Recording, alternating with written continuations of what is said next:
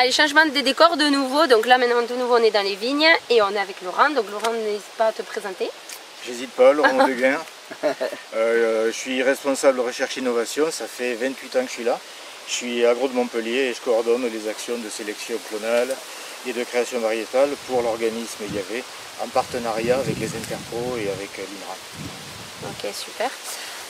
Donc là, on est dans une parcelle plutôt originale pour nous, parce qu'en fait, il y a 10 pieds de cépages différents à chaque endroit. Donc, tu vas nous expliquer pourquoi il y a autant de pieds différents de cépages différents. Alors, dans cette parcelle, on conserve tout le matériel dit matériel initial. Pour chaque sélection de tous les cépages, on a 10 souches. Donc les 10 souches ici, entre deux piquets, sont identiques. Mais si on va entre deux autres entrepiquets, on va trouver une autre sélection. Ça, c'est le matériel initial qui recèle une importance majeure parce que c'est le point de départ de toute la filière. C'est avec le matériel initial qu'on alimente le premier niveau qui est la prémultiplication, qui elle-même alimentera la multiplication qui, in fine, sert les vignerons, les vigneronnes qui veulent planter du matériel certifié. Ok, d'accord. Donc en fait, si je comprends bien, là, par exemple, c'est de la Syrah, on est bien d'accord? Il me semble, oui. Ouais, si, ça a l'air d'être Ça ressemble. Ça y ressemble beaucoup. Donc en fait, cette Syrah-là, après les vendanges, quand les feuilles sont tombées, etc., vous allez les couper et récupérer les bois pour ensuite faire un... Non, même pas. Tu vas pas faire un greffage là, à ce moment-là? Si, on va greffer. Ah, si, tu vas greffer. On greffe du matériel initial de cette sélection de Syrah sur une sélection de porte-greffes. Quel porte-greffe? Ça peut être du SO4, du 1103 Paulsen, du 3309, ça dépend de la destination naturellement, mais c'est ce que l'on greffe ici. Ça s'appelle du matériel initial que l'on ira voir en pépinière. Donc ce qui est plus important pour nous peut-être que la seule vendange, que j'ai tendance parfois à considérer comme un sous-produit, quand on reçoit des vignerons ça les fait rigoler. Ce qui est majeur pour nous, qui est capital, c'est le maintien dans un bon état durablement de tout ce patrimoine, de toute cette diversité. Donc en effet, comme tu dis, après la récolte, à l'hiver, on va venir récupérer les sarments que l'on débite, que l'on trie, que l'on débite, et au mois de mars, on va commencer à procéder au greffage. Et ensuite à la plantation de la pépinière fin avril, début mai. Combien il y a de variétés différentes, de cépages différents sur l'exploitation? Sur le domaine, on doit avoir 500 variétés, cuves, tables, porte-greffes. Ouais, bien sûr. Ah oui, tout compris. Parmi lesquelles il y a les 400 qui sont inscrites au catalogue officiel, parce que ça c'est quand même notre périmètre d'activité. Le catalogue, en France on ne peut pas multiplier une variété qui n'est pas inscrite au catalogue. Oui, c'est normal. Mais on va un peu au-delà, vers des cépages patrimoniaux, historiques, vers des cépages étrangers, pour lesquels on pressent que ces variétés-là pourraient avoir un intérêt. Donc on les garde. Bon allez, on ne change pas de décor, on change juste de cépage. Je peux dire cépage ou pas? Tu peux dire cépage. Et là en l'occurrence, on est devant du Moshko filero, cépage grec, blanc mais avec une pellicule légèrement rosée. On a pu le voir avec les collègues de l'INRA et de Supagro sur place en Grèce. Ça fait partie des cépages nouveaux pour lesquels on a permis l'inscription et il est promis peut-être un avenir, je ne dis pas certain, mais au moins une dimension expérimentation.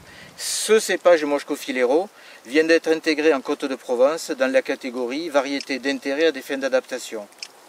Après, il y a un truc qui me surprend, mais vraiment, c'est la taille des feuilles. Ah oui, la taille, c'est impressionnant. L'épaisseur des feuilles. Il y en a une, elle est plus grosse, ma main elle est plus petite en fait. Et c'est ça qui fait qu'elle s'adapte mieux aux problèmes de sécheresse. Ah non, aussi... non, pas du tout. On nous a déjà posé la question. Parce que c'est vrai que... Ça se protège, c'est beaucoup plus protégé. Oui, après ça c'est une question d'orientation du feuillage, ça peut jouer. Mais on nous a souvent posé la question, alors est-ce que la villosité, les poils, c'est un gage de protection? Alors là il y a des cépages du sud poilus et glabres, il y a des cépages septentrionaux poilus et glabres. Donc, voilà.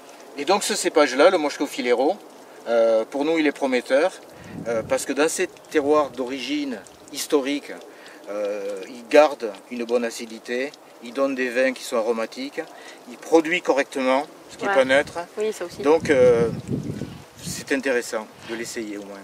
Donc alors si je comprends bien, puisque le but c'est de la visite, c'est les nouvelles variétés, etc. et tout ça.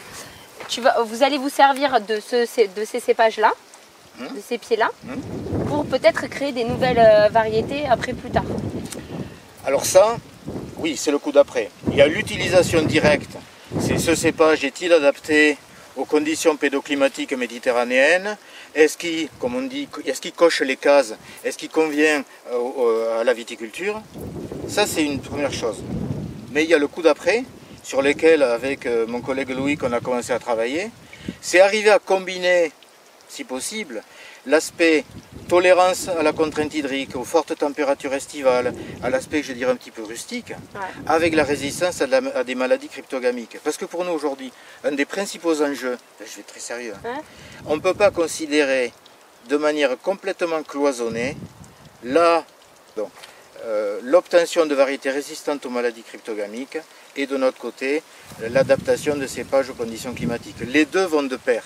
C'est pas simple, c'est pas simple, mais c'est l'objectif qu'on s'est assigné avec l'équipe de Loïc à Montpellier-Génovignes, c'est de travailler en croisant, on l'a fait l'année dernière avec le Moscofilero, ce cépage-là avec des variétés résistantes.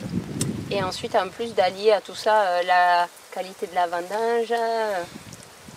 C'est incontestable, ça aura servi à rien si, comme disait un chercheur que j'ai connu et qui a disparu, Alain Bouquet, qui disait, et on reprend bien ce que disait Alain, créer des variétés résistantes aux maladies, oui, mais pas résistantes aux consommateurs. Eh oui, elle est bonne celle-là, on va la garder. Allez, pour arriver à suivre toutes les étapes, là, donc là on est ce qu'on appelle dans les parcelles de vignes mères. Alors nous, on vous avait fait un reportage il y a quelques temps de ça, où on était allé visiter une pépinière, où les vignes mères, elles étaient au sol en fait.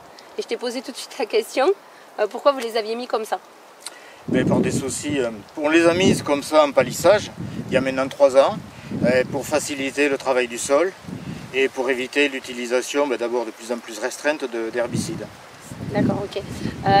Alors ensuite, c'est vrai, j'ai pas précisé, les vignes mères, c'est ce qu'on appelle les futurs porte-greffes en fait. C'est ce qu'on vous disait tout à l'heure, ce qui est dans le sol et qui fait pousser le cépage, le pied, ce qu'on voit en surface. Qui va être greffé au cépage. Voilà. Donc là c'est pareil, en fait tu vas ramasser après les vendanges, dès que les feuilles seront tombées, tu récoltes les sarments, ce qui va te permettre après d'assembler les deux et de faire un point de greffage. Voilà. Regardez devant nous, derrière nous, il y a une allée de pot. De pot en fait, c'est la culture sur pot, c'est des pieds de vigne sur pot. Alors pourquoi justement, Laurent, tu nous disais? Alors chaque pot est issu d'un croisement, donc au fond il y avait le pépin qui a germé, qui a poussé, sur lequel l'équipe de Loïc a fait la sélection assistée par marqueur, c'est un mot compliqué, mais ça signifie simplement vérifier si la variété nouvelle, elle vient bien des bons parents, si elle a bien hérité des gènes de résistance de la variété résistante. Et on a là plus de 2600 pots représentant chaque pot, un individu différent. C'est là en pot parce que c'est une phase probatoire, que toutes ces variétés potentielles n'iront pas au bout, mais que chaque région, petit à petit, va apprécier les caractères agronomiques, parce que de chaque pot, on a fait des petits qui sont dans les différentes régions, dans l'espoir qu'avec différentes étapes d'expérimentation vignoble, d'ici 10 ans, en 2022, d'ici 10 ans, eh bien, on est sorti des variétés nouvelles qui répondront le plus possible aux exigences de l'appellation et qui se rapprocheront le plus possible des cépages qui ont fait la notoriété de ces appellations. En fait, vous avez la chance de voir en avant-première les futurs cépages dans 10 ans.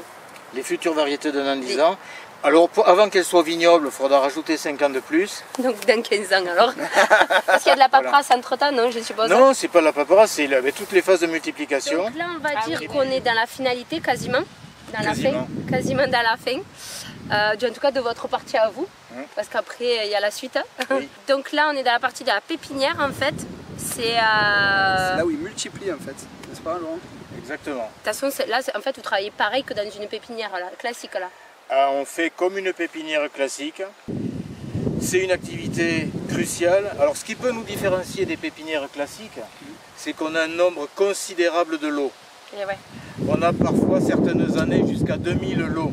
On a à peu près ici en terre 400 000 plants, ce qui va dire à la sortie, ce qui va nous amener à la sortie après la croissance, l'arrachage, le tri, on va pouvoir commercialiser peut-être 250 000 plants. Ensuite de là, après vous coupez un peu les racines et vous les faites partir chez les pépiniéristes partenaires, quoi. On entretient la pépinière pendant la saison. Vers la mi-novembre, dès que les premiers froids ont permis la chute des feuilles, on arrache. On rentre les plants au frigo, on rentre les plants dans la salle de tri. On regarde l'enracinement. On regarde la qualité de la soudure, c'est le test du pouce. Ouais. On regarde la qualité de la pousse aérienne, de la pousse à outer. On recoupe la pousse à outer à 2-3 cm. On recoupe un peu les racines. On reparaffine la tête. On met dans des sacs. C'est au frigo et c'est prêt à être livré. Donc voilà, et ensuite à partir de là, les pépiniéristes vont jouer leur rôle. Et ensuite, après, derrière ça, ça va être délivré chez les viticulteurs. Voilà. Tu nous présentes la serre qui est derrière nous là? Alors la serre qui est derrière nous, c'est une construction nouvelle. C'est une serre insect-proof. Ça veut dire une serre dans laquelle les petits insectes, même les tout petits insectes, ne peuvent pas pénétrer. Donc il y a un sas et il y a des conditions d'accès. Tout le monde n'y va pas. Il faut changer les tenues.